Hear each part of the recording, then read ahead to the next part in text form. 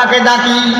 আদৌ কিন্তু একে আমরা মজবুরিতে যখন পড়ি তখনই আল্লাহকে ডাকি, কিন্তু ফ্রি টাইমে অন্য সময় আল্লাহকে মনেই পড়ে না।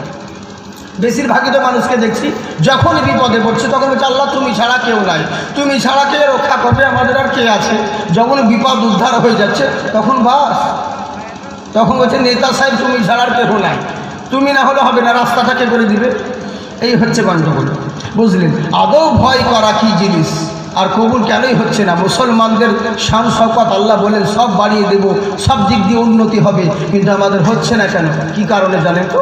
আসুন দুটো কথা, ঘটনা বলছি না, কিন্তু দুটো শিক্ষার লেগে, যদিও বা বহু পুরাতন কথা বলেছি শুনেছেন, তবু শুনুন ইনশাল্লাহ। যতবার শুনবেন আমাকে আল্লাহ ওই কোয়ালিটি দিয়েছে, আমি একটা জিনিস যদি 1000 বার বলি 1000 রকমভাবে বলবো, বুঝলেন, প্রবলেম নেই ইনশাল্লাহ। তো দুটো কথা শুধু শিক্ষার লেগে আপনাদেরকে বলছি, 2 মিনিট। একবার মহব্বতের সহিত সুবহানাল্লাহ বলেন। জি মাশাআল্লাহ। পিছনে যিনারা রয়েছেন আপনাদেরকে তো দেখতে পাচ্ছি না, একবার সুবহানাল্লাহ বলেন, হাত তুলে আপনাদেরকে দেখি আপনারা শুনছেন কি। ওই পিছন দিকে যারা রয়েছে বাদামওয়ালা দেখে, হ্যাঁ, সামনে এখানে বাদাম রেখেছে আর লবণ নিচ্ছে করে আমাকে খাচ্ছে। আমার নজর আছে ভালো, মুর্শিদাবাদী মালামি। হ্যাঁ যাকগে, তো এই জন্য বলছে আপনারা যিনারা পিছনে রয়েছেন হাত উঠিয়ে বলেন তো ইয়া রাসূলুল্লাহ। ওই তো সবাই ওরা বলছেন, মানে ওদের ধ্যান নেই মনে হয়, এখনো বুঝতে পারে না ঠিকভাবে। আচ্ছা মাশাআল্লাহ, ইনশাআল্লাহ দিল থেকে বের হবে, বলে সব কিছু হয় না। দেখুন কেমন আমরা মজবুরিতে যখন পড়ি তখন আল্লাহকে ডাকি, বিপদে যখন পড়ি ওরকম। আজকাল কি জানেন তো, আজকাল আমাদের ধন দৌলত টাকা পয়সা হয়ে গেছে বলে নিজেকে বিশাল বড় লাভবান মনে করি, কামিয়া মনে করি।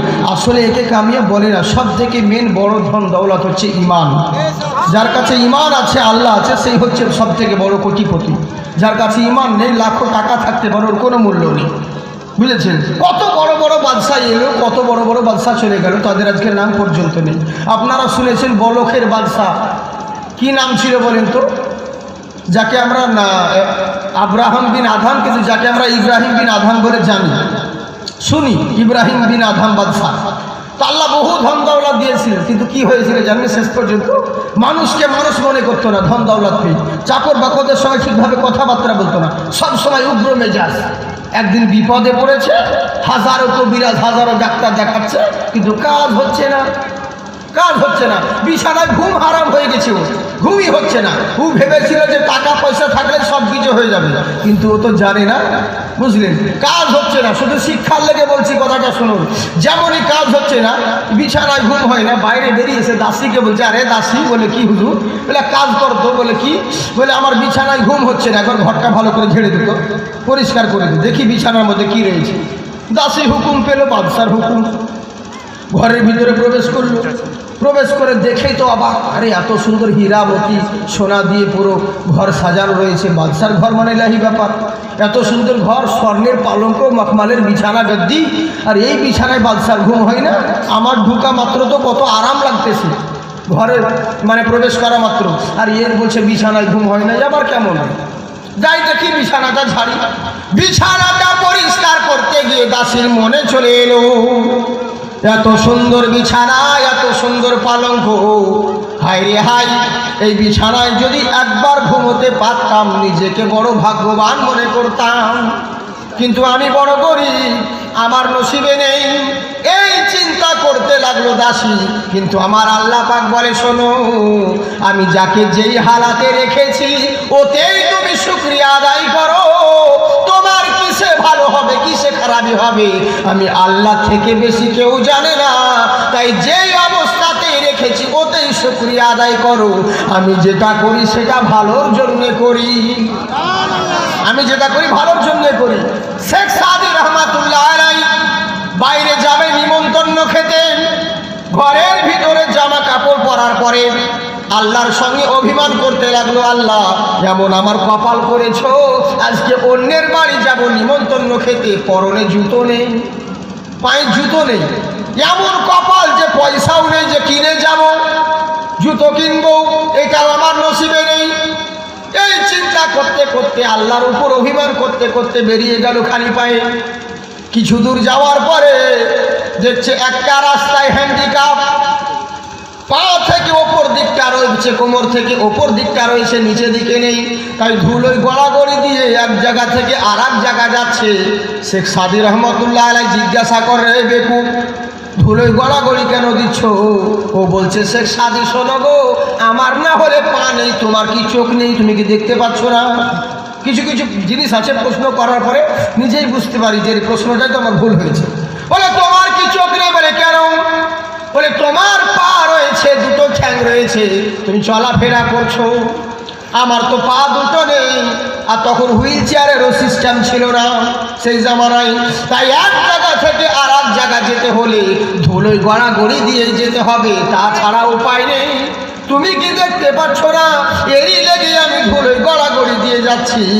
শেখ সাদি রহমতুল্লাহ আলাই সেজদায় পড়ে গেলেন, ও গো রব্বুল আলামিন, আমার বেয়াদবি ক্ষমা করো, আমাকে মাফ করো। কিছুক্ষণ আগে আমি আমার ঘরে তোমার উপর কত অভিমান করছিলাম, এমন কপাল আমার করেছো, পরনে জুতো পর্যন্ত নেই, এমন কপাল যে পয়সাও নেই, টাকাও নেই যে আমি জুতো কিনে পরে যাব, এমন নসিব করেছো। কত রকম তোমার উপরে অভিমান করছিলাম। এখন বুঝতে পারছি আল্লাহ মাবুদ, আজকে লক্ষ কোটি টাকা যদি আমার জুতো কেনার মতন থাকতো, আর হাঁটার জন্য চলার জন্য যদি পা দুটো না থাকতো, চলতে গেলে কেমন মজা আমি সেটা বুঝতাম না। আমার দরকার নেই টাকা পয়সার, সুন্দর দুটো পা দিয়েছো, এটাই লাখ লাখ শুকরিয়া। তাই আমার আল্লাহু আকবার, আল্লাহু আকবার। তাই আমার আল্লাহ পাক বলে, বান্দারে, আমি যেই হালাতে রেখেছি ওতেই শুকরিয়া আদায় করো। কিন্তু দাসী গরিব মনে মনে চিন্তা করছে, আল্লাহ, এই বিছানায় যদি ঘুমোতে পারতাম নিজেকে বড় ভাগ্যবান মনে করতাম। তাই বিছানা পরিষ্কার করতে করতে এদিক ওদিক তাকিয়ে দেখছে কেউ যখন কোথাও নেই, কি চিন্তা করছে জানেন তো, যখন কেউ কোথাও নেই তা কাজ করা যাক। এই সময় দেখি বাদশার বিছানায় ঘুমিয়ে কেমন লাগে। কিন্তু কেমন করে ঘুমিয়েছে, পা দুটোকে নিচে রেখেছে, পুরোটা শয় নাই, পা দুটো নিচে রাখা আছে, শুধু মাথাটাকে বিছানায় কাত করে দিয়েছে। যেমনই কাত করা, আল্লাহর কুদরার সঙ্গে সঙ্গে ঘুম চলে এসেছে। যেই বিছানায় শুয়ে বাদশার ঘুম হয় না, আর দাসী মাথা লাগা মাত্র ঘুম চলে এলো। তার মানে বুঝতে পারছেন, লক্ষ কোটি টাকা দিয়ে বিছানা কিনতে পারো, কোটি টাকা দিয়ে পালঙ্ক খাট কিনতে পারো, কোটি টাকা দিয়ে ঘুম কিনতে পারবে না, নিদ্রা কিনতে পারবে না। লক্ষ কোটি টাকা দিয়ে চশমা কিনতে পারো, চোখের আলা কিনতে পারবে না। সবই আল্লাহর দেওয়া নিয়ামত। তাই দাসীর ঘুম চলে এসেছে। কিছুক্ষণ পরে বাদশা ভেতরে প্রবেশ করা মাত্র এর তো মেজাজ গরম, দেখা মাত্র এর মেজাজ গরম হয়েছে। যা, এত বড় আস্পর্ধা, তুই দাসী হয়ে গোলাম হয়ে আমার বিছানায় ঘুমিয়েছিস, এত বড় সাহস কোথা থেকে হয়? আর অটোমেটিক রাখতে হবে, একটা গোলাম হয়ে আকার বিছানায় ঘুমোনো, এত বড় সাহস। ডাক দিল কিন্তু দাসী সাড়া পেল না, সাড়া পেল না। এমন ঘুমে বিভোর ছিল যে সাড়াই শব্দ নেই, বুঝেছেন? কিছুক্ষণ পরে রাগান্বিত হয়ে দেওয়ালে চাবুক টাঙা ছিল, চাবুকটাকে পেরে নিয়ে এসে দাসীর পিঠে আঘাত করতে লেগেছে। যেমন চাবুকের আঘাত করা, দাসী মুচকি মুচকি হাসতে লেগেছে, মুচকি মুচকি হাসতে লেগেছে। বাদশা বলছে, হ্যাঁ, এত অন্যায় করেছে, আমার বিছানায় ঘুমে বা হাসছে। আবার একবার, যেমন আর একবার চাবুকের আঘাত করা, তখন দাসী কান্না করতে লেগেছে। বাদশা জিজ্ঞাসা করে, কি রে, প্রথমবারে মারলাম তখন কি তোকে ব্যথা হয় নাই, তখন কি লাগে নাই? বলে লেগেছে। বলে তাহলে হাসলি কেন? আর দ্বিতীয়বারে আস্তে করে মারলাম, তাতে কান্না করলি কেন? বলে আমি যদি বলতে যাই ছোট মুখে বড় কথা হয়ে যাবে, আমাকে জিজ্ঞেস করবেন না, আমি বলতে পারবো না।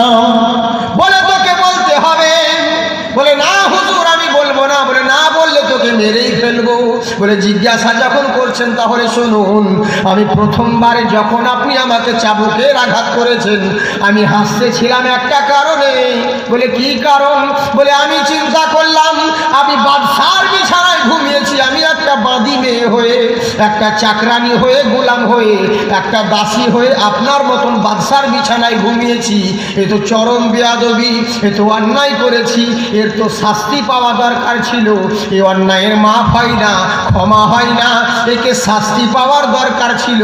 তাই আপনি যখন আপনার বিছানায় আমি ঘুমিয়েছি, আপনি আমাকে চাবুকের আঘাত করেছেন, আমি তো শাস্তি পেয়ে গেছি, ক্ষমা পেয়ে ভুলের জন্য শাস্তি পেয়ে গেছি, এরই কারণে মুচকি মুচকি হাসতেছিলাম।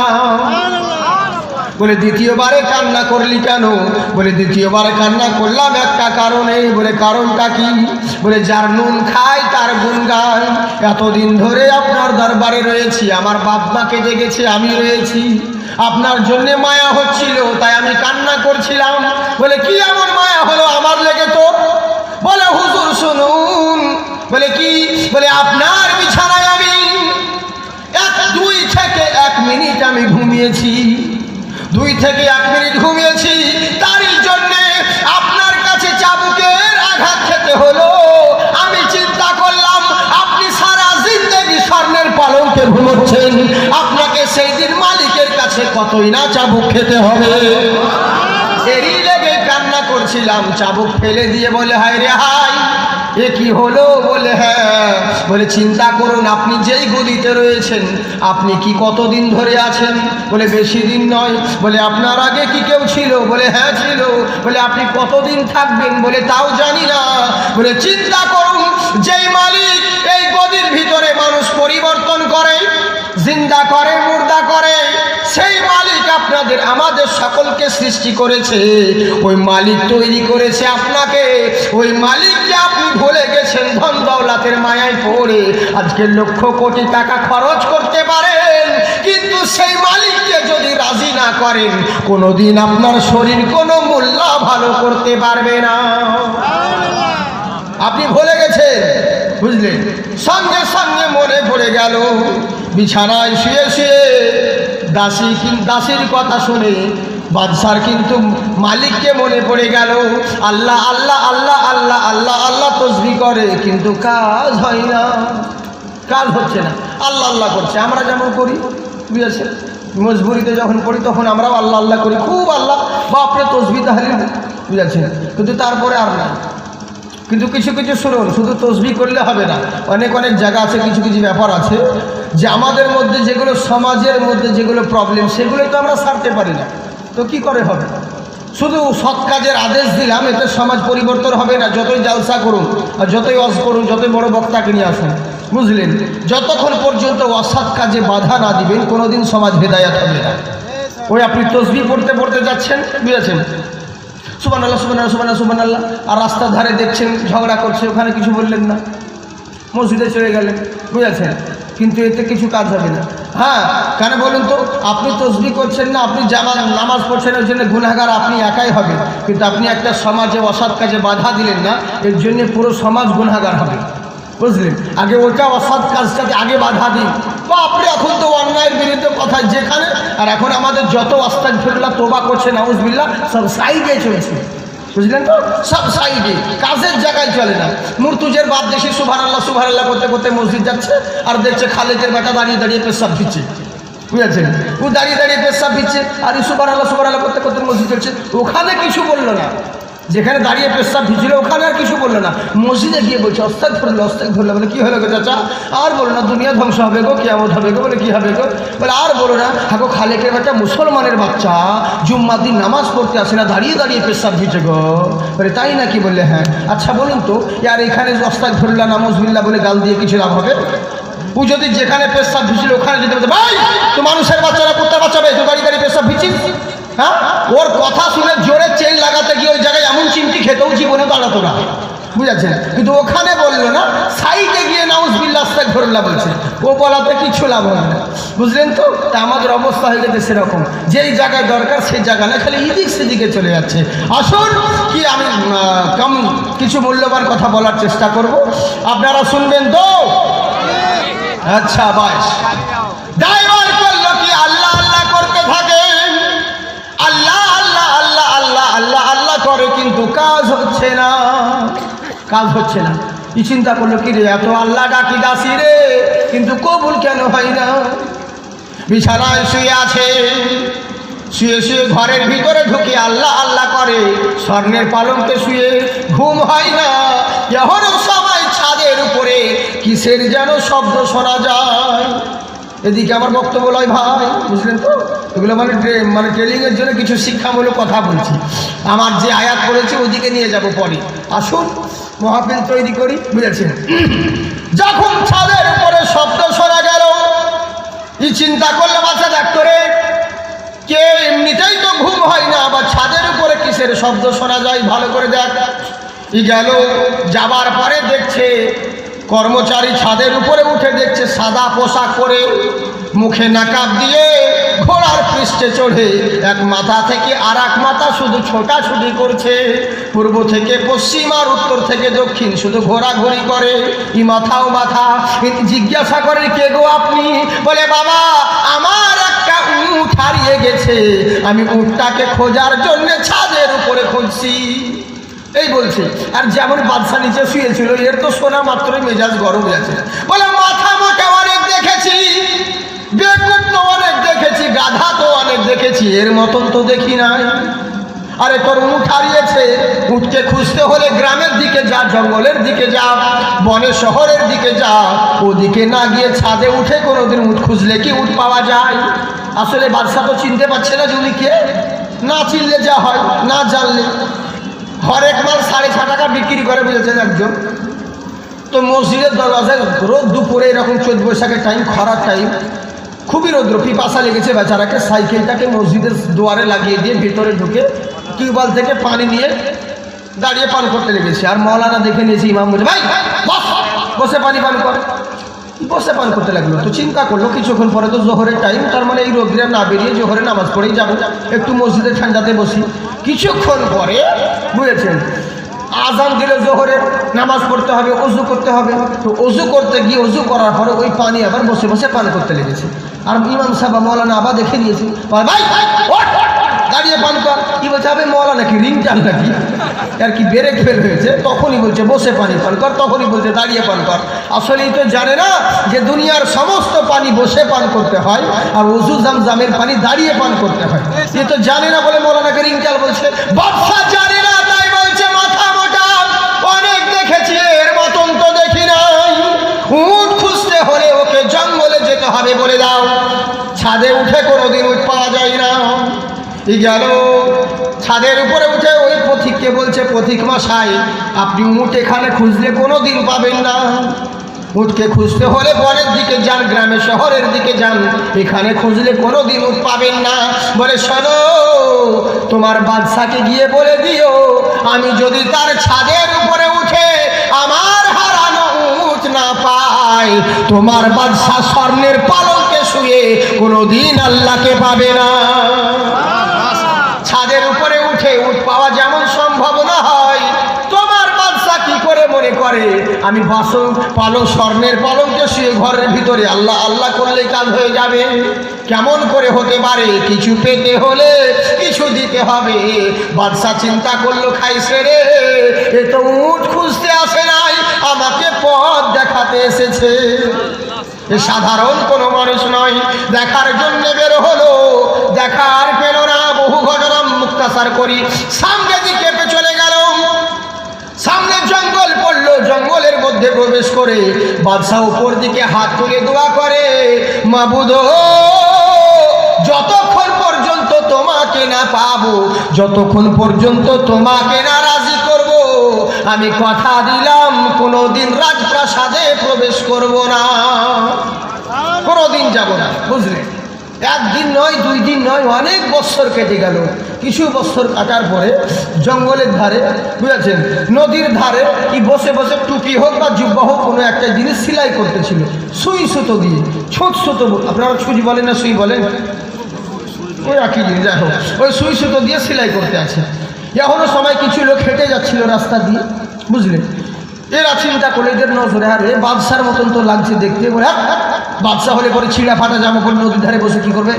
বাদশা নয় বলে মানুষের মতন তো মানুষ, একবার জিজ্ঞেস করতো দেখি, ওরকম তো মনে হচ্ছে। একজন কাছে গিয়ে বলছে, বাবা আপনার নাম কি ইব্রাহিম? বলে, হ্যাঁ আমার নাম ইব্রাহিম। বলে, আপনি কি বলখের বাদশা নাম? বলে, আগে আমি ছিলাম, এখন আমি নই। বলে, হুজুর কোথায় আপনি চলে গেছিলেন? আপনাকে খোঁজার জন্য কত খুঁজেছি, দিন রাত এক করে দিয়েছি, কাউকে বলে কেন আইলেন না? রাজপ্রাসাদে কাউকে রেখে আসেন নাই, আপনি রাজপ্রাসাদে কাউকে রেখে আসেন নাই, কাউকে দায়িত্বও দিয়ে আসেন নাই, আপনি চলে এসেছেন, আপনার জন্য রাজপ্রাসাদ খালি খালি লাগতেছে, আপনি তাড়াতাড়ি চলুন, আপনাকে যেতে হবে, নিয়ে যাব। বলে আমি আর যাব না। বলে কেন যাবেন না? বলে ওখানে থেকে আমি যা না পেয়েছি আমি এখানে থেকে সেটা পেয়ে গেছি। বলে কি এমন পেয়েছেন? বলে শোনো, ওখানে আমি মোল্লা শাসন করতাম, ওখানে আমার কাছে প্রজারা ছিল, মোল্লা ছিল, এখন আমার কাছে আল্লাহ আছে। বলে আল্লাহ থাকলো তো কি হলো? বলে দেখতে চাও? বলে হ্যাঁ দেখান। উনি সেলাই করতেছিল, ওই সুইটাকে যেমনই নদীর পানিতে ফেলে দেয়া, কিছুক্ষণ পরে উনি বললেন, এই নদীর মাছ আমার সুসটাকে এনে দে। কিছুক্ষণ পর কতগুলো মাছের স্বর্ণের সুস নিয়ে সামনে হাজির করেছে। সুবহানাল্লাহ। বলে এটা দরকার নেই, আমার অরিজিনালটাই দরকার, যেটা লোহার সুই ছিল ওটাই আমার ফেরত দে। কিছুক্ষণ পরে একটা লোহার ছুঁচেনে একটা মাছ মুখে করে এনে যখন হাজির করেছে, বলে দেখছো তোমরা? বলে সে তো বুঝলাম হুজুর, কিন্তু কি করে হলো? বলে শোনো, আমার কাছে ওখানে পোকা ঢুকে গেল রে বাবা, ক্ষমতা ছিল, যার কারণে প্রজাদেরকে শাসন করতাম। এখানে আমার কাছে আল্লাহ রয়ে গেছে, আমি আল্লাহর সৃষ্টিদেরকে, জানোয়ারদেরকে পর্যন্ত শাসন করি। বলে কেমন করে হলো? বলে আমার আল্লাহ বলছেন, শোনো, তোরা শুধু আমার গোলাম বেনে যা, আমি সারা জগৎকে তোদের গোলাম বানিয়ে দেব। সব তো তোরা শুধু আমার গোলাম বান, দেখ আমি সারা জগৎকে তোদের গোলাম বানিয়ে দিচ্ছি। আজকে যেখানে যাচ্ছি একই অভিযোগ। বলে জাকির সাহেব, বলে বলো ফকির সাহেব, বলে একটু মা বাপের সম্বন্ধে ওয়াজ করুন।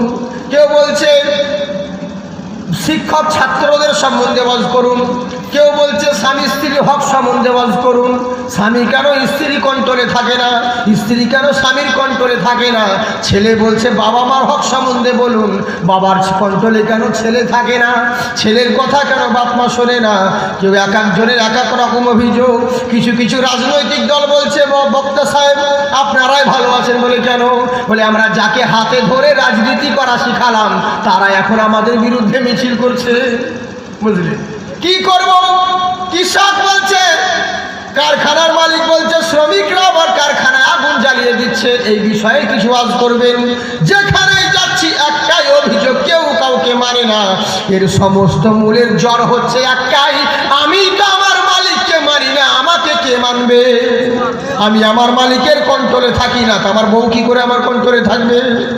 আমি আমার মালিকের কন্ট্রোলে যদি থাকি, আমার ছেলেরাও আমার কন্ট্রোলে থাকবে, আমার শ্রমিকরাও কন্ট্রোলে থাকবে।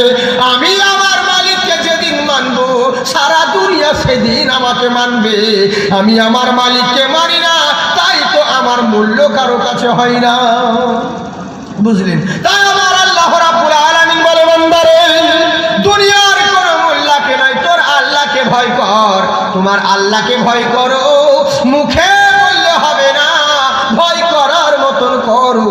ততক্ষণ পর্যন্ত মরো না, যতক্ষণ পর্যন্ত পূর্ণ মুসলমান না হতে পারবে। আসুন আমরা কেমন মুসলমান আর তারা কেমন মুসলমান, এই নিয়ে কিছু ইনশাল্লাহ বলবো। এবার আপনারা রেডি হয়ে যান, শুনবেন তো? আচ্ছা, মোহাম্মদের সহিত একবার দরুদ পড়েন। আল্লাহুম্মা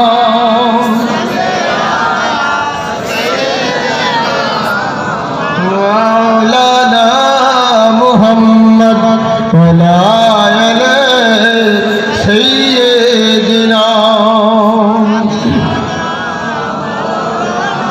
মুহাম্মদ। আল্লাহুম্মা সাল্লি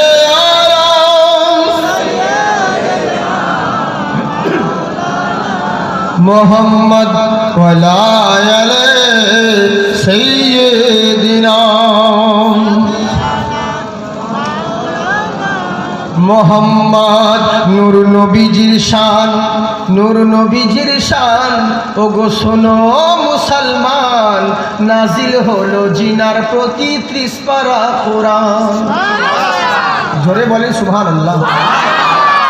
বলবো তো গজল? না, যদি বলতে পারেন তাহলে বলবো, তাহলে বলবো। আমি জানছি পয়সা দিবেন না, কিন্তু সুবহানাল্লাহ দিয়েন। নোট না দিলে ভোট তো দিতে হয়, কিছু একটা দিতে হবে। নোটও দিবেন না, ভোটও দিবেন না, তাহলে কি বলতে ভালো লাগবে? এমনিতে তো আমাদের আওয়াজ বসা। জোরে বলেন সুবহানাল্লাহ। নূর নবীজির শান শোনো মুসলমান, নাজিল হলো জিনার প্রতি 30 পারা কোরআন। আল্লাহ কোরআনে বলেন নবীজির শানে, বাড়ালাম সম্মান তোমার দোনো জাহানে। আল্লাহ কোরআনে বলেন নবীজির শানে, বাড়ালাম সম্মান তোমার দোনো জাহানে। না পড়ে কোরআন, না পড়ে কোরআন, বুঝবে কি ফরমান, নবীর গুস্তাখ ওয়াহাবি নাদান। নূর নবীজির শান ওগো শোনো মুসলমান, নাজিল হলো জিনার প্রতি 30 পারা কোরআন। মোর আলা হযরত সুন্নির মাথার তাল, 1400 কিতাব লিখা যাহার কাজ। মোর আলা হযরত সুন্নির মাথার তাল, 1400 কিতাব লিখা যাহার কাজ। জানে জাহানে নবীজির শানে, উপহার দিলেন কানজুল ঈমান। নূর নবীজির শান ওগো শোনো মুসলমান, নাজিল হলো জিনার প্রতি 30 পারা কোরআন। সুবহানাল্লাহ। নবীর মোহাব্বত ওগো বেশাক ইবাদত, কারণ নবী হলেন ওগো ঈমানেরই জান। জাহানকে খাতা করলে কথা খতম হবে না নবীর গুণগান। নূর নবীজির শান ওগো শোনো মুসলমান, নাজিল হলো জিনার প্রতি 30 পারা কোরআন। তাই কোরআন পাকে বলে, হে ঈমানদারগণ তোমরা আল্লাহকে ভয় করো। ওই কোরআন তেলাওয়াত করতে থাকলো। কেমন তারা মুসলমান আর আমরা কেমন মুসলমান, কোরআনের বরকত কেমন দেখুন। এক অন্ধ মহিলা রোম দেশের সম্রাট এলান করে দিয়েছে, আমার দেশে থাকতে হলে কেউ কলমা পড়তে পারবে না, কেউ ইসলাম কবুল করতে পারবে না। যদি তোমরা ইসলাম কবুল করো তোমাদেরকে কতল করে দিব, তোমাদের পরিবারের যারা বেঁচে থাকবে দেশ থেকে বিদায় করে দিব। বুঝেছে? এলান করে দিয়েছে, চারিদিকে ঢাকবাজি দিয়েছে। কিন্তু আল্লাহর কুদরত, আল্লাহর কারিশমা কি হয়েছে? সেই রাজ্যে, সেই মুলুকে, সেই শহরে, সেই বসতিতে, ওই মহল্লায় একটা অন্ধ মহিলা, নাবিনা চোখে দেখতে পায় না, স্বামীহারা বিধবা মহিলা। ওই মহিলার ঘরে 3টে সন্তান ছিল, ছোট ছোট 3টে নাবালক সন্তান। এদেরকে নিয়ে কোনো রকম লালন পালন করে বিছানায় ঘুমিয়ে আছে। উপর দিকে তাকিয়ে দেখে, কি ব্যাপার রে, অনেক দিন ধরে দেখছি একটা মোটা পাড়া কিতাবের মতন রয়েছে, একটা বই রয়েছে, কি জানি ওটার মধ্যে লেখা রয়েছে। মাকে জিজ্ঞাসা করলো, মা আমাদের ঘরে দেখছি অনেক দিন ধরে মোটা পাড়া একটা কিতাব রয়েছে, ওটা কি বলতে পারো? মা জননী বলছে, বেকারে আমরা যখন দেশ থেকে চলে এসেছিলাম আমি তো অন্ধ, দেখতে পাই না, যেটা পেয়েছি বস্তায় ভরে নিয়ে চলে এসেছি, ওটা সেটাই হতে পারে। ছেলে চিন্তা করলো, দেখি একবার পেড়ে কি লেখা রয়েছে, কি জিনিস একবার দেখা যাক। উপর থেকে যখন পেড়ে নেমে না আসা হলো, নামিয়ে নিয়ে আসা হলো, আসার পরে এরা যখন ধুলো বাড়ি ঝেড়ে পরিষ্কার করে যেমনই খুলতে আরম্ভ করলো, দেখছে এটা কোনো মোল্লার বাণী নয়, এটা মহান আল্লাহর বাণী, মহান আল্লাহর বাণী। বুঝলেন? এরা চিন্তা করলো, প্রথমেই লেখা রয়েছে জালিকাল কিতাবুল লা রাইবা ফীহি, এই কিতাবের মধ্যে কোনো ভুল নেই, কোনো সন্দেহ নেই। পৃথিবীর সব জিনিস কোরআন পাকে রয়েছে, শুধু মিথ্যে জিনিসটা নেই। বুঝলেন? সব আছে, শুধু মিথ্যেটাই নেই, বাকি সবই রয়েছে। তাই এবার চিন্তা করলো, এই কিতাব দেখি কি লেখা রয়েছে, যে কিতাবে কোনো ভুল নেই। স্রষ্টার কিতাব পড়া তো দরকার রয়েছে, দেখি এরা পড়তে থাকে গুনগুন গুনগুন করে, এদেরকে মজা লাগতেছে, পড়তে পড়তে পড়েই যায়।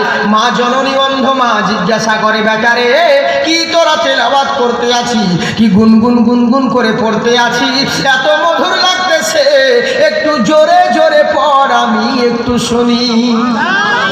ছেলে বলছে, মা এটা কোনো মোল্লার বাণী নয়, ওই যে কিতাব আমাদের রাখা ছিল ওই ঘরের উপরে, ওই কিতাবটাকে এনে আমি পড়ছি, ওই কিতাবটা হচ্ছে মহান আল্লাহর বাণী, পড়তে এতই মধুর লাগে।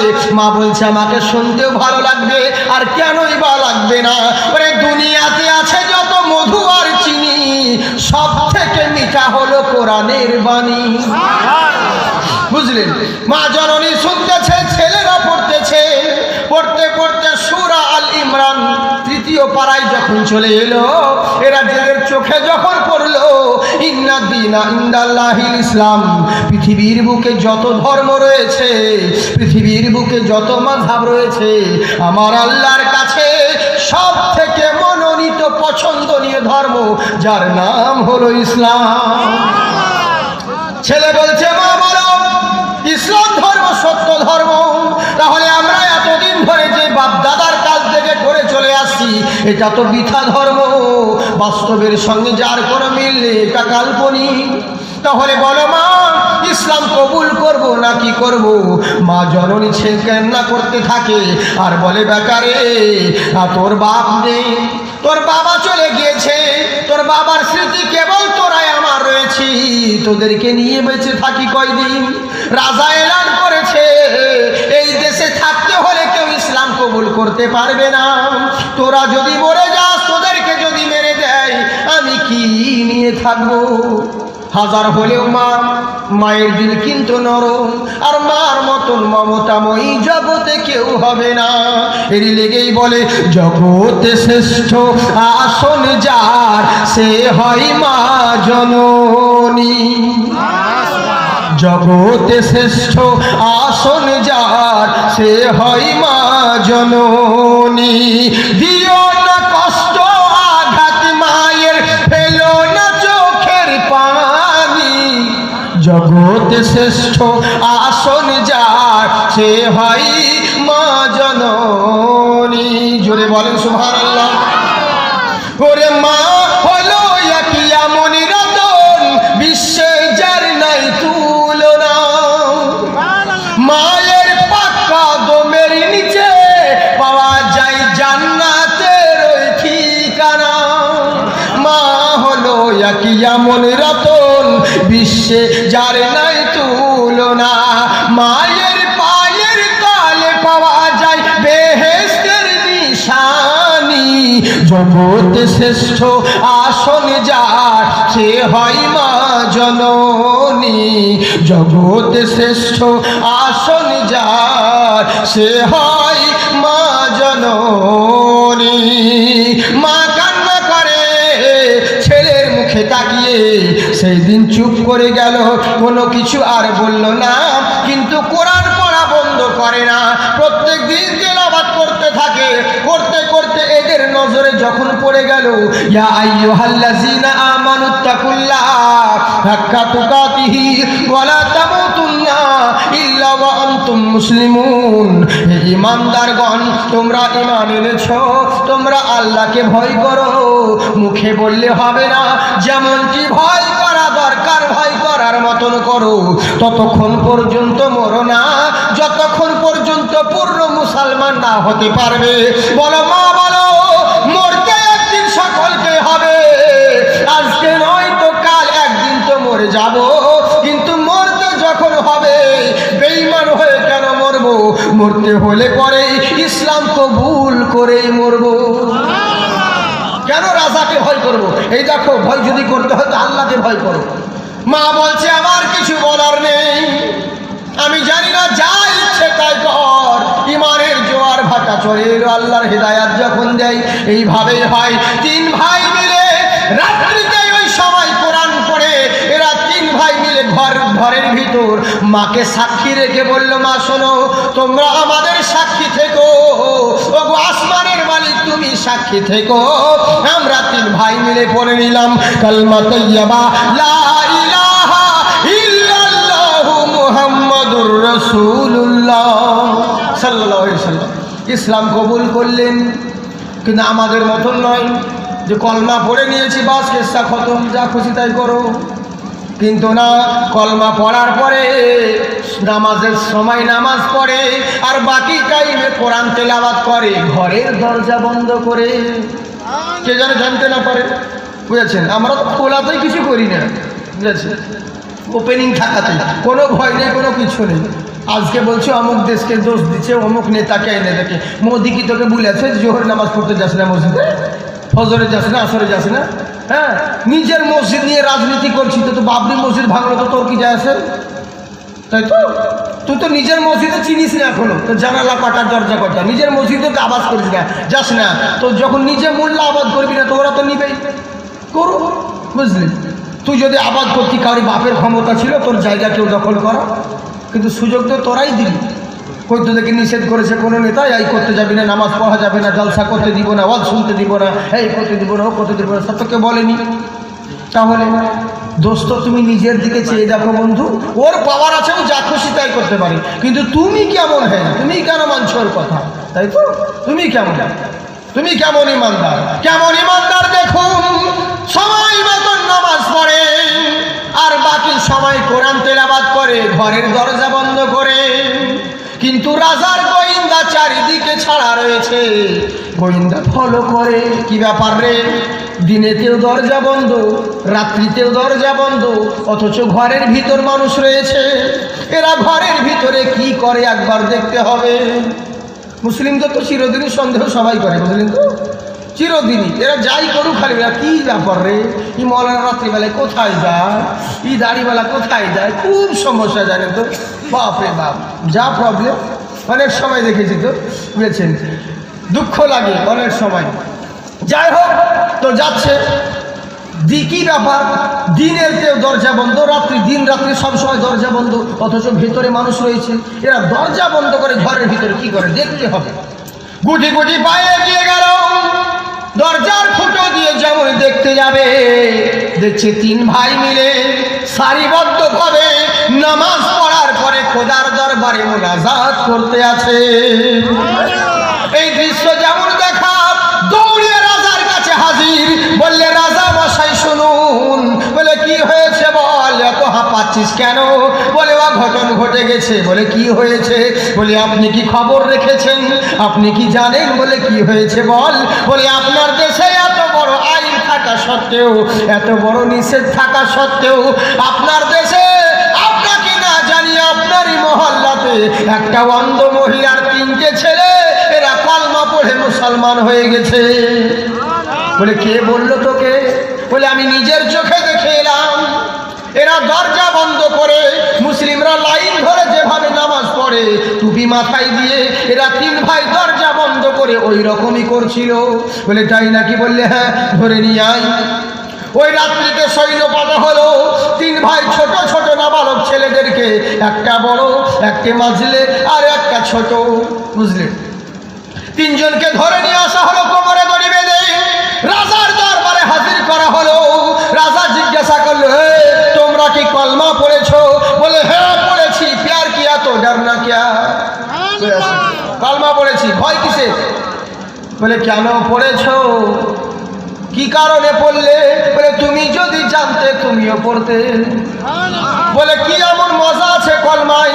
বলে তুমি যদি বুঝতে চাও তাহলে তুমিও পড়ো। এর তো মেজাজ ধরে, এত বড় সাহস, নিজে কলমা পড়েছে, আবার রাজাকে হুকুম করছি যে তুমিও কলমা পড়ো। এটা স্বাভাবিক। আমার মুর্শিদাবাদে, আমাদের মুর্শিদাবাদ সাগর দিঘিতে যাবার ঘর, বুঝলে, তা আমাদের মুর্শিদাবাদে সবে রসগোল্লা খুব নাম করা, আম, লিচু, রসগোল্লা এগুলো খুব মানে নাম আছে সব দিকে, আচ্ছা বল ফেমাস রয়েছে। তো আপনাদেরকে মুখে বলে স্বাদ বুঝাতে পারবো যে আমার মুর্শিদাবাদের রসগোল্লা খুব ভালো গো, মুখে বলে স্বাদ বোঝানো যায় না। যতক্ষণ আপনার গলায় না ঢেলে দিতে পারবো, মুখে বলে স্বাদ বুঝতে পারবেন না। তো ইসলাম কেমন মজা বুঝতে যদি হয়, তুমি একবার কবুল করো রাজা, তাহলেই বুঝবে, মুখে বলে বোঝানো যাবে না। রাজা বলছে ভারী সাহস রে, কেন পড়লি বল। বলে হ্যাঁ, এটা এবার একটা প্রশ্ন হলো, কেন পড়লাম? বলে শোনো, আমরা এতদিন ধরে যে ধর্ম করে শুনলাম, আমি বুঝতে পারলাম এগুলো বৃথা ধর্ম। প্রকৃত সঠিক যেটা ধর্ম, যে মহান রব্বুল আলামিন তোমাকে আমাকে সৃষ্টি করেছে, তার পছন্দনীয় ধর্ম নাম হলো ইসলাম। এই লেগেই কবুল করেছি। বলে কে বললো তোকে? বলে দেখো কোরআনে রয়েছে। বুঝেছেন? এ তো কোরআনে রয়েছে। বলে তাই নাকি? বললে হ্যাঁ। বলে ও তো কোরআনে, ওর কিতাব তো লিখাই থাকবে, কেন মানবো? বলে শোনো, কোরআন শুধু মুসলিমের জন্য নাজিল হয় নাই, কোরআন সারা জগতের সৃষ্টির জন্যই নাজিল হয়েছে। সমগ্র জগৎকে হেদায়েতের জন্য কোরআন নাজিল হয়েছে, শুধু মুসলমানদের জন্য নয়। বলে ও সব কথা চলবে না, বুঝছে? ও সব কথা চলবে না, ও তো মানবই না, ও কোনো মতেই মানা যাবে না। কোরআনকে পুড়িয়ে দিব। বলে যতই পোড়াও কোনোদিন পারবে না। আপনারা শুনেছেন পাকিস্তানের জিয়া 2011-তে প্লেন ক্র্যাশ হয়ে মারা গেছিল। তো মিডিয়ায় দেখাচ্ছে জিয়া পুড়ে তো ছাই হয়ে গেছে, বিমানও শেষ, কিন্তু ওর পকেটে ছোট্ট একটা কোরআন শরীফ রাখা ছিল, ওই কোরআনের গায়ে আঁচও পর্যন্ত লাগে নাই, মিডিয়াতে যেটা দেখাচ্ছে। বুঝলেন? এর জন্য আমি বলেছিলাম একটা কথা, ওরে পাকিস্তানের জিয়া মরলো প্লেন ক্র্যাশে ভাই, বিমান পুড়ে ছাই হয়েছে, কোরআন পুড়ে নাই। এই যে 7 আসমানি গ্রন্থ, মহান আল্লাহর ফরমান, বিশ্ব থেকে হারাবে না পবিত্র কোরআন, বিশ্ব থেকে হারাবে না পবিত্র কোরআন। বুঝলেন? কোরআন কোনোদিন হারাবে না, কোরআন কোনোদিন শেষ হবে না। কিন্তু হলো ভোল্টেজ বললো না কমলো? আচ্ছা, দর্শকের ভোল্টেজ ঠিক আছে কি দেখুন, নাহলে খাবার দিতে হবে ওদেরকে। হ্যাঁ বলবো, খাবার খাবার যে খেতে হবে। আপনারা বলছেন পিছনে কাল লোক, ওরা তো কিছু বলে না, সবারই মন চাই তো, একতরফা হয় না কোনো জিনিস। পিছন কাল সামনে থেকে পিছন অব্দি দেখি দেখি কারা কারা আল্লাহর বান্দা হাত উঠিয়ে বলেন আল্লাহু আকবার, 2 হাত তুলে আল্লাহু আকবার, ইয়া রাসূলুল্লাহ, মাশাআল্লাহ, জিন্দাবাদ জিন্দাবাদ। এরই জন্য বলে হাবিবে খুদা কি জরুরত পড়েগি, শাহে अंबिया की जरूरत पड़ेगी। थोड़ा सा ही को दीजिए भाई, हबीबे खुदा की जरूरत पड़ेगी, शाहे अंबिया की जरूरत पड़ेगी। कयामती में अपने होया गैर सबको, मेरे मुस्तफा की जरूरत पड़ेगी, हबीबे खुदा की जरूरत पड़ेगी, शाहे अंबिया की जरूरत पड़ेगी। सुबहानाल्लाह বলেন। শুধু ওলামায়ে কেরামদের জন্য এই শেরটা পেশ করছি, जहाँ पर भी जाओ जिधर नजर उठाओ, मिलेंगे हर मोड़ पे तुम्हें बदमज़हबियो। যেখানে যাবেন ও মাল পাবে, বুঝতে পারছেন? যার জন্য বলছে जहाँ पर भी जाओ जिधर नजर उठाओ, मिलेंगे हर मोड़ पे तुम्हें बदमज़हबियो। मगर सुन लो, अगर कामयाबी चाहते हो तो मेरे आला हज़रत की जरूरत पड़ेगी, हबीबे खुदा की जरूरत पड़ेगी, शाहे अंबिया की जरूरत पड़ेगी। ना घबराओ मुसलमानों, अभी तो रात बाकी है, थोड़ी देर रुक जाओ, उसके बाद भात बाकी है।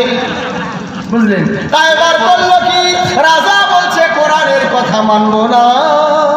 বলছে কেন মানবে না? বলে না, ওসব কথা মানবো না। বলে তাই নাকি? বললে হ্যাঁ। বলে কোরআন মেনো না, তোমার ধর্মের কিতাবে দেখো ইসলামের কথা কত সুন্দর বলেছে। ওম নমো নমঃ পূর্ণিদেশ্বরী, ওম মহা পূর্ণ নমঃ। পৃথিবীর বুকে যে কোনো ধর্ম হোক না কেন, পুরাতন ধর্মের আজকে তুলনা করছো, আমাদের সনাতন ধর্ম পুরাতন ধর্ম, অমুক ধর্ম পুরাতন ধর্ম, কিন্তু জেনে রাখো তোমরা সবাই এগুলো বাস্তবে আসলে কোনো মিল নেই। মানুষের কোনো না কোনো একটা বিভ্রান্তিমূলক হয়েছে। কেমন একটা কথা বলেই দিই, কেমন বিভ্রান্তি আপনারা শুনেছেন। আমি জীবনী যদি করেন তাহলে বুঝতে পারবেন। আমার জীবনী তো সব কিছু পেয়ে যাবেন, ইতিহাস বুঝলেন, নবীর জীবনীতে। তো কি হচ্ছে, আসাদ আর নাইলা জানেন তো, আসাদ আর একজন নাইলা। আসাদ হলো পুরুষ আর নাইলা হচ্ছে মহিলা। এরা দুজন স্বামী স্ত্রী। তো আসাদ নাইলা করেছিল কি, একদিন বৃষ্টির দিনে কাবা শরীফে বৃষ্টি হচ্ছিল খুব, তো কাবা শরীফে এরা ঢুকে পড়ে। বৃষ্টির দিন ঝড় বৃষ্টি হচ্ছে, এরা কাবার ভিতরে ঢুকে পড়ে। কাবার ভিতরে প্রবেশ করে খুব ঝমঝম চারিদিকে বৃষ্টি হচ্ছে। এরা দুজনেই স্বামী, মানে পুরুষ আর মহিলা এক জায়গায় রয়েছে। শয়তানি চক্রান্তে এদের কি মনে হলো, এদের কুনিয়াত চলে এলো। তো আসাদ যখন নাইলার দিকে হাত বাড়াতে যাবে, তখন আমার নবী পৃথিবীতে আসেন নাই। আর এই কথাটা কোন কিতাব থেকে বলছি জানেন, একদম পাক্কা অথর্ব বেদ 3য় অধ্যায়ের মধ্যে বুঝাচ্ছে, 74 থেকে 77-এর মধ্যে এই দুটো পৃষ্ঠাতেই, এই ভিতরেই 3টে পৃষ্ঠাতে এই ঘটনাটা বলা হয়েছে। কি বুঝেছেন? কিন্তু এমনভাবে বলা হয়েছে যারা খুব একটা দিমাগি না হলে পরে বুঝতেই পারবে না যে কি বলেছে। এমনভাবে কথাগুলো বলেছে বুঝেছেন, ধরাই পারবে না। ওম মাসাদম সরি ধামাস্তিতে সর্বশ্চমি পুরা মহা নমস্তুতে ওম চৈতন্য বিশ্ববাতিহি বদবহুতিহে ওম নমস্ত শান্তি শান্তি নমো নমঃ। এমন স্পিডে বললো যে ধরাই পাই না।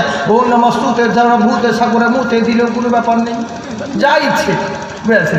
পিছনে আর আমাদের ইসলামের তা নাই তো, সবাই জানে একটা কোনো কোরআন ভুল করলে পরে সবাই ভাড়াম করে ধরে নেবে, কিন্তু ওদের কোনো ব্যাপার নেই। নমস্কার করে দাঁড়িয়ে দাও, ওদের ব্রাহ্মণ ছাড়া তো কেউ পূজা করতে পারবে না, বুঝলেন, অন্য কেউ দ্বারা সম্ভব নয়, করাও যাবে না, ওদের নিষেধ আছে।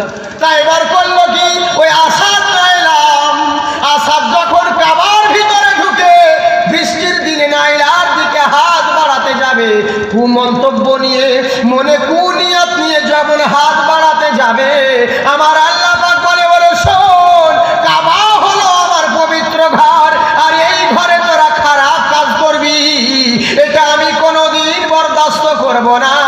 আমার আল্লাহ এমন গজব দিলেন, এমন একটা ঝড় দিলেন, বাতাস দিলেন, ওই বাতাসের আমার আল্লাহ এমন একটা গজব দিলেন, ওই যেমন আসাদ নাইলার দিকে ঝড় বৃষ্টির টাইমে আসাদ যখন নাইলার দিকে হাত বাড়াতে যাবে, আমার আল্লাহ গজব করে দিলেন, সঙ্গে সঙ্গে পাথর বানিয়ে দিলেন, পাথর বানিয়ে দিলেন।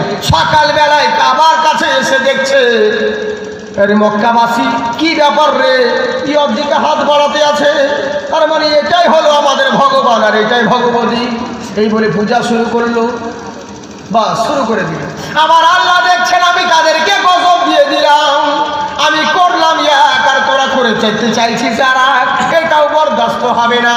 আল্লাহ এমন একটা ঝড় দিলেন, ওই ঝড়ের শক্তিতে আসাদ আর নাইলার দুটো মূর্তি কাবা থেকে বেরিয়ে মক্কার একটু বাইরে দূরের দিকে যেমন এরা পড়ে গেল, এই দুটো মূর্তি বেরিয়ে চলে গিয়েছিল ওই জায়গাতে, কাবা পরিষ্কার হয়ে গেল, পূজা বন্ধ হয়ে গেল।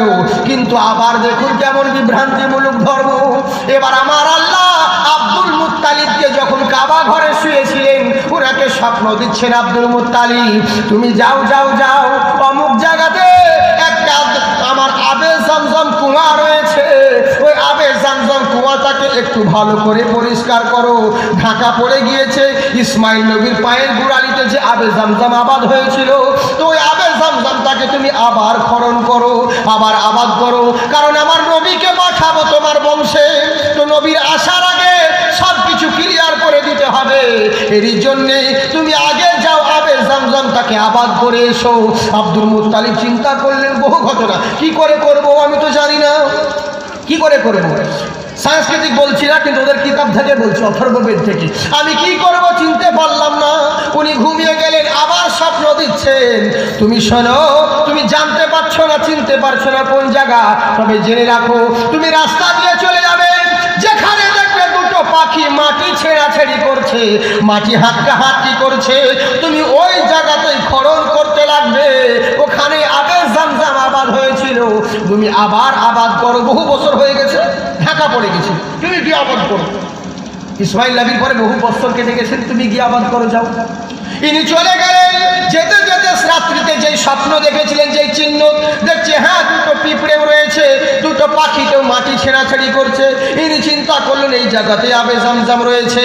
যখন খোড়ল নিয়ে নিজের ছেলে শুধু কেবলমাত্র হারিসকে সঙ্গে করে নিয়ে গেছিলেন, ছেলে বাপ বেটায় দুজনে গিয়ে খোড়ল করতে লাগলো। করতে করতে মাটি যখন কিছু দূর হাত মতন ওঠানো হয়েছে, দেখছে ওই যে আসাদ আর নাইলার মূর্তি দুটো বেরিয়ে এসেছে।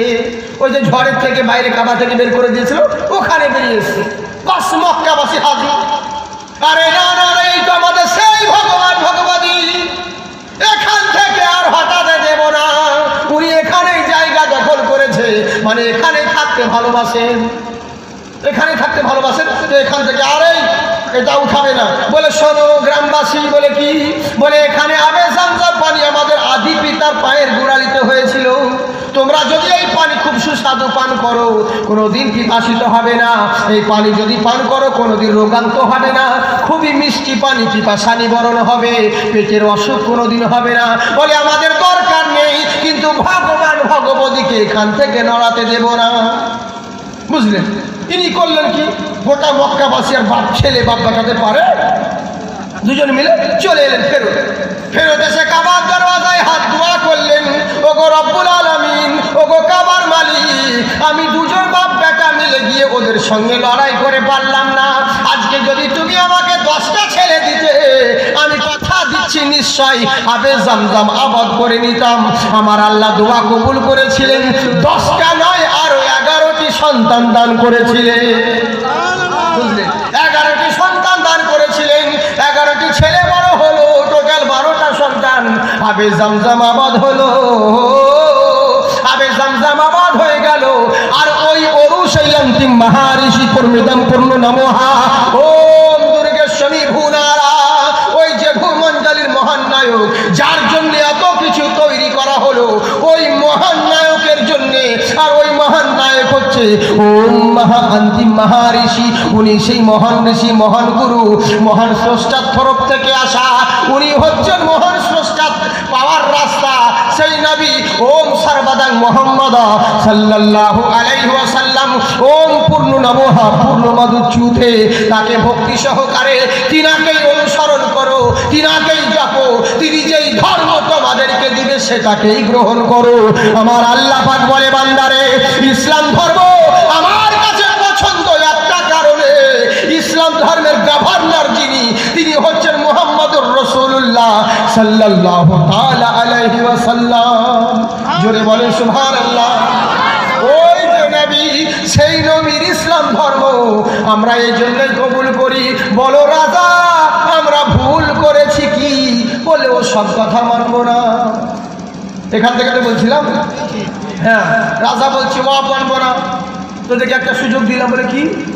বলে হয় কলমা ছাড়, আর না হলে পতন হয়, জানিস তো মরতে হবে। এরা কি বলছে দেখুন। বলে রাজা মশাই শোনো, যারা মুমিন হবে তারা একমাত্র আল্লাহকেই ভয় করবে। আমার আল্লাহ কোরআনে বলছেন, ইমানদারগণ তোমরা কাউকে নয়, শুধু আল্লাহকে ভয় করো, আল্লাহকে ভয় করো, অন্য কাউকে নয়। আর আমরা শুধু মুখে বলি, কিন্তু ভয় করি না। কুকুরকে দেখলে কত ভয় করে মানুষ বলেন তো, শিয়ালকে দেখলে তো আর একটু ভয়, বাঘকে যদি দেখে তো লুঙ্গি তুলে দৌড় দিবে। ঠিক আছে, এই হচ্ছে ব্যাপার। কিন্তু এরা তো সৃষ্টি, এদেরকে যদি এত ভয় করা দরকার হয়, সবার স্রষ্টা যিনি সেই মহান রব্বুল আলামিনকে কতটা ভয় করা উচিত। তাই আমার আল্লাহ পাক বলছেন, মুখে বললো না, ভয় করার মতন করো। বলে শোনো রাজা, ভয় যদি করি মহান আল্লাহকে করি, তাছাড়া কাউকে করি না। বলে মরণ কেউ না? বললে না না না, মরতে একদিন হবে, মরে যাব, কিন্তু জেনে রাখো বেঁচে থাকাকালীন ইসলাম ছাড়বো না। ওরে আল্লাহ যারে চাই বাঁচাতে, কে মারিতে পারে, পানির ভিতরে অতল সাগর হতেও আসে ফিরে আল্লাহু। তুমি জানলে জালালাহু, শেষ হবে না তোমার গুনাহগার। জোরে বলেন সুবহানাল্লাহ। আমার আওয়াজ বুঝতে পারছেন আমার কথা? মানে আমার ঠান্ডার কারণে আমার বুঝতে অসুবিধা হচ্ছে, আপনাদের অসুবিধা হয় না তো? মানে আমার গলা বসা আছে, বুঝলেন তো? তখন শুনেছিলেন, এখন বুঝতে পারছেন। ওরই জন্য আমি সেরকম নাচ পড়ছি না, বুঝলেন তো? তবে ইনশাল্লাহ বলার চেষ্টা করছি কিছু কিছু। দেখি জোরে বলেন সুবহানাল্লাহ। হ্যাঁ মাশাআল্লাহ। আমার সাথে সাথে বলেন আল্লাহ তো সব পারে, তাই তো? ওরে আল্লাহ যারে চাই বাঁচাতে কে মারিতে পারে, পানির ভিতরে অতল সাগর হতেও আসে ফিরে আল্লাহু, তুমি জাল্লে জালালাহু, শেষ হবে না তোমার গুণগান। আর দিবেন না মুসলমান, জোরে বলেন সুবহানাল্লাহ। হ্যাঁ, কি বলছে? ও হয় আমার মাওলা গো, তুমি নীল দরিয়ায় রাস্তা করো, ফেরাউনকে ডুবিয়ে মারো, মুসাকে করিয়ে দিলে ত্রাণ, নমরুদেরই অগ্নিবাণ খলিল দেখেন ফুল বাগান, নমরুদেরই অগ্নিবাণ খলিল দেখেন ফুল বাগান, নিমিষে ছিনিয়ে নিলে সাদ্দাদেরও ধনবান আল্লাহু, জালালাহু, শেষ হবে না তোমার গুণগান। আমার আল্লাহ নসিবে যদি মরণ লেখা থাকে কেউ বাঁচাতে পারবে না, আর যদি নসিবে মরণ লেখা না থাকে রাজা তুমি কেন তোমার বাপ শুদ্ধ মারতে পারবে না। এরা তো অবাক হয়ে গেল, কোথায় ব্যাপার করে, কি বাচ্চা তো কঠিন, ভেবেছিলাম ধমক দিলে শুধরাবে, কিন্তু কাজ তো হচ্ছে না। চাবালা ওখানে বসে থাকিও না, এদিকে নিয়ে ভাই একবার। হ্যাঁ